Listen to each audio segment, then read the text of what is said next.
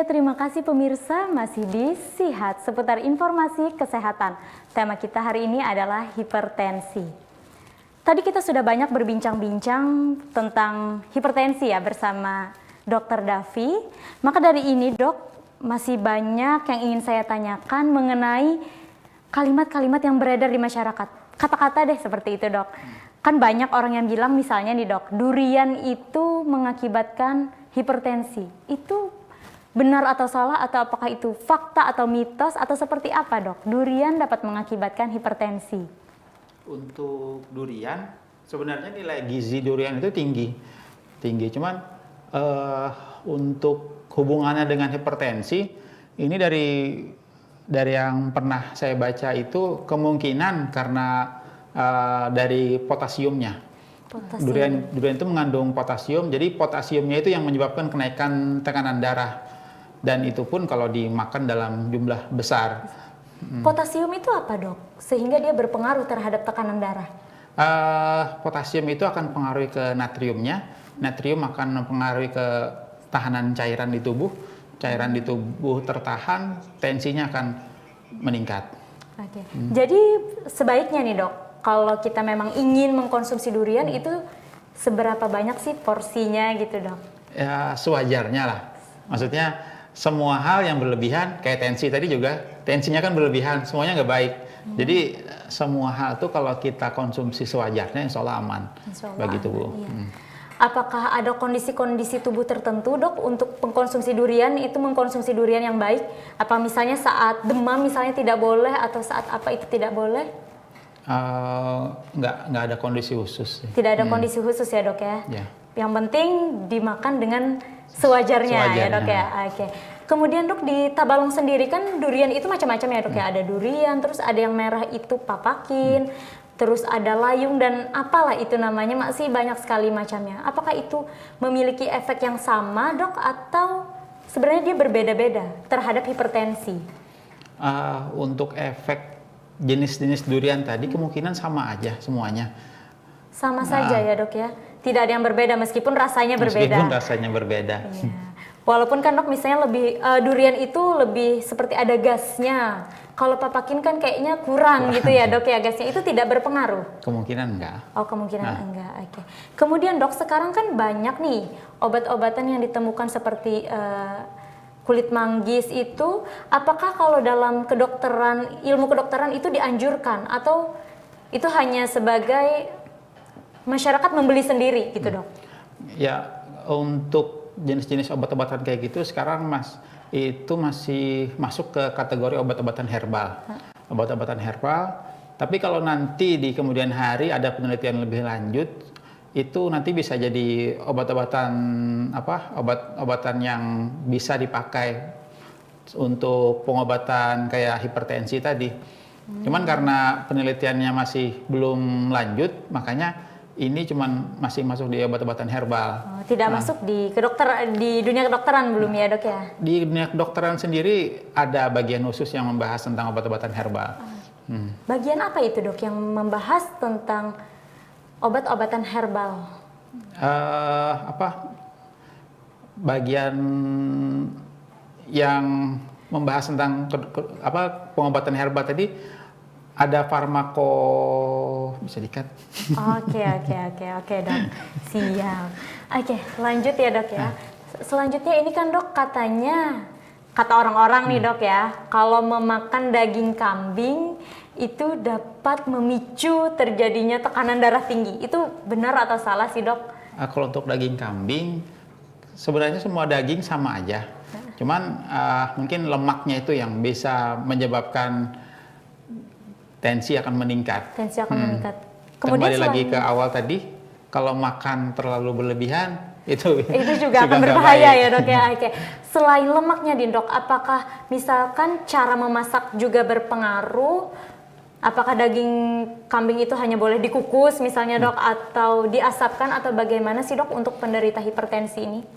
Kebanyakan kan daging kambing dimasak pakai kare, pakai santan. Nah, yang additionalnya ini yang juga bisa menambah risiko untuk terjadinya penumpukan lemak di dalam darah. Penumpukan lemak dalam darah, otomatis tensinya juga akan meningkat. Oke, jadi sebenarnya di bumbu-bumbu tambahannya itu ya, Bumbu Dok ya? tambahan juga. Oke, seperti santan itu ya, Dok ya, yang berbahaya. Oke. Selain itu, Dok, tadi garam. Apakah memasak tanpa garam? Nah, itu, Dok. Juga mencegah terjadinya hipertensi untuk orang-orang yang tidak terkena hipertensi nih, Dok.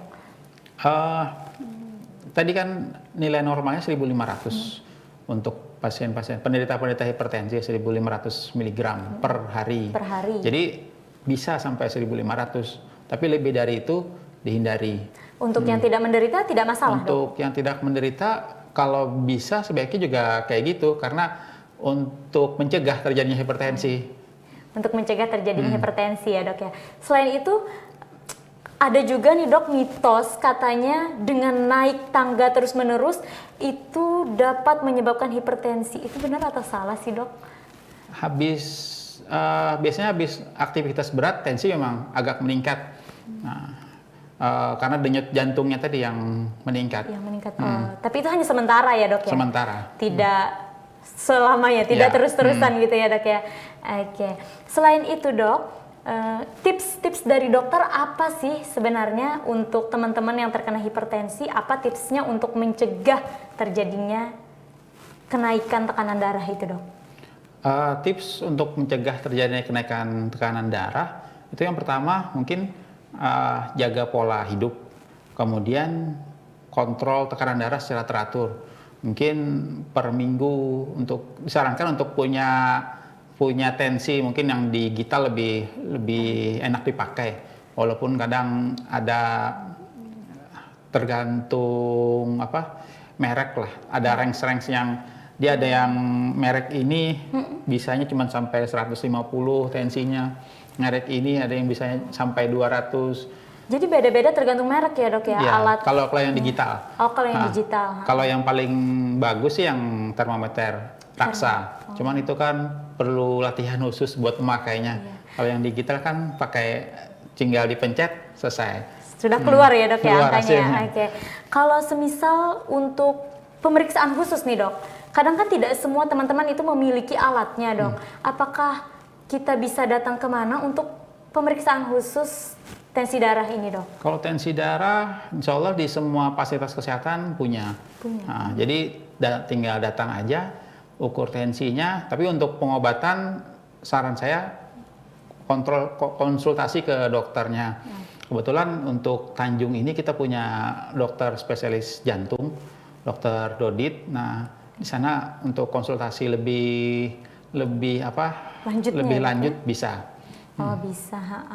Biasanya nih, Dok, selain pola makan, pola hidup, tips-tips lainnya apa nih, Dok? Apakah kita harus menghindari seperti itu? Atau ada olahraga yang harus dihindari nih, Dok? Misalnya olahraga yang terlalu berat, atau misalnya jangan berenang misalnya, atau bagaimana, Dok?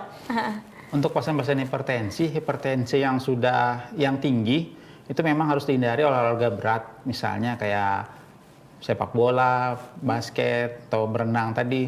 Karena semakin kuat tekanan darah, pompa jantung, itu sumbatan-sumbatan di pembuluh darah yang sudah ada tadi bisa lepas. Karena alirannya cepat, otomatis yang sumbatan yang menempel di pembuluh darah bisa lepas. Kalau itu lepas, itu akan bisa lari lagi ke jantung, lari ke otak, bisa menyebabkan stroke sama serangan jantung. Kemudian untuk yang disarankan itu olahraga tetap, tapi olahraga ringan aja. Contoh dari olahraga ringan itu misalnya seperti apa, Dok? Misalnya kayak jalan kaki, mungkin 2-3 kali seminggu selama 30-45 menit. Seminggu itu dianjurkan berapa kali, Dok? Apakah 45 menit itu dibagi dalam beberapa hari atau satu kalinya 45 menit? Satu kali sekitar 30-45 menit. Oke, satu kali. Mungkin dalam seminggu berapa kali, Dok, normalnya? 3 kali kah? Atau 2-3 kali lah. 2 sampai dengan 3 kali ya, Dok ya. Oke. Kemudian, Dok, untuk anak muda yang banyak terserang hipertensi ini, Dok, bagaimana sih, Dok, cara mereka agar tensi ini tidak naik? Sedangkan makanan ya, Dok ya, itu sangat berpengaruh. Kita makan di luar, ada MSG, dan kita tidak tahu ya, Dok ya. Jadi gimana sih, Dok, cara mengatasinya menurut dokter? Ya itulah problemnya. Apalagi saya sering banyak dapat pasien-pasien perusahaan. Orang-orang perusahaan itu kan menunya sudah diatur. Menunya diatur dan kebanyakan di situ ada daging, maksudnya makanan-makanan yang bagi beberapa kondisi pasien itu nggak bisa. Jadi ya harus bisa memilah sendirilah makanan yang cocok. Oke, untuk sayuran-sayuran nih dok misalnya, selain itu sayur-sayuran, adakah sayur-sayuran yang tidak bisa dimakan oleh penderita hipertensi? Misalnya tidak bisa sayur-sayuran hijau misalnya dok, atau semua bisa aja sebenarnya? Insya Allah semua aman. Kalau untuk sayuran-sayuran hijau, itu justru pada pasien-pasien yang dengan asam urat tinggi, itu yang nggak boleh sayuran itu hijau. Nggak boleh ya dok ya? Oke. Kalau misalnya hipertensi sendiri dok, ada orang bilang kalau pagi minum air putih dengan apa ya, kayak jamu-jamuan gitu dok, dapat mengurangi hipertensi. Itu benar atau salah sih dok? Masalah benar salahnya mungkin habis itu kita lihat dalam seminggu tensi ulang gimana hasilnya. Oke, tetap harus tensi kontrol terus ya dok ya. Iya.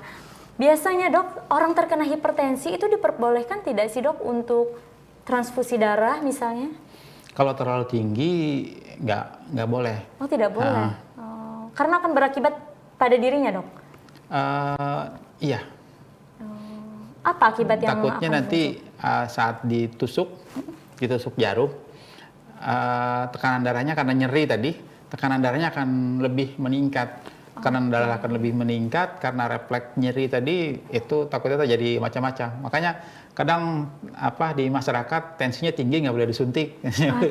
Takutnya sih di situ, padahal boleh aja. Padahal asal boleh aman aja. Asal aman. Tapi masalahnya itu tadi untuk ya mencegah di aja. ya dok ya. Oke. Banyak nggak sih dok penderita-penderita hipertensi yang datang ke dokter nih, tapi masih percaya dengan hal-hal seperti kayak tidak boleh makan durian gitu. Memang dia tidak memakan durian sama sekali, atau banyak pantangan-pantangan yang menurut orang dulu misalnya dok. Jelas banyak lah. Banyak ya dok ya. Oke, yang paling sering itu dok seperti apa dok biasanya yang paling sering dokter dengar? Tadi nggak boleh makan durian, kemudian kalau mau makan durian harus saat perut kosong dan kalau makan durian saat perut kosong itu ngaruh dok? Ngaruh atau tidak dok? Katanya sih gitu, kalau mau aman makan durian saat perut kosong. Tapi ada juga beberapa kasus yang karena mahnya makan durian perut kosong, yang muncul muntahnya, ya, akibat dari penyakit mahnya tadi. Iya. Terus dok, ada juga nih dok, setelah makan durian katanya minum air dari kulit durian itu ya dok ya. Itu benar atau gimana sih dok? Ngaruh nggak sih dok? Kalau itu sih saya belum pernah baca. Belum pernah ada penelitiannya ya dok ya. Jadi belum tahu apakah itu benar atau salah ya dok ya. Oke. Selain durian misalkan papakin dok, pernah tidak sih dok ada orang yang mengeluhkan darah tinggi misalnya gara-gara kemarin makan papakin dokter? Pernah nggak sih dok ada kayak gitu? Pernah sih ada ketemu kayak gitu, ada beberapa kali karena makan papakin, terus katanya ada keluhan nyeri kepala, terus tensi memang tinggi. Di tensi memang tinggi, jadi sebenarnya bukan hanya faktor papakin itu ya dok ya, tapi memang kemungkinan sih bukan cuma satu faktor itu aja. Masih banyak faktor-faktor lainnya. Jadi dok, tadi selain faktor makanan, terus pola hidup, keturunan juga menjadi salah satu faktor penyebab terjadinya hipertensi ya dok ya. Oke, kalau begitu dokter, kita break dulu. Baiklah pemirsa, jangan kemana-mana, tetap di Sihat seputar informasi kesehatan.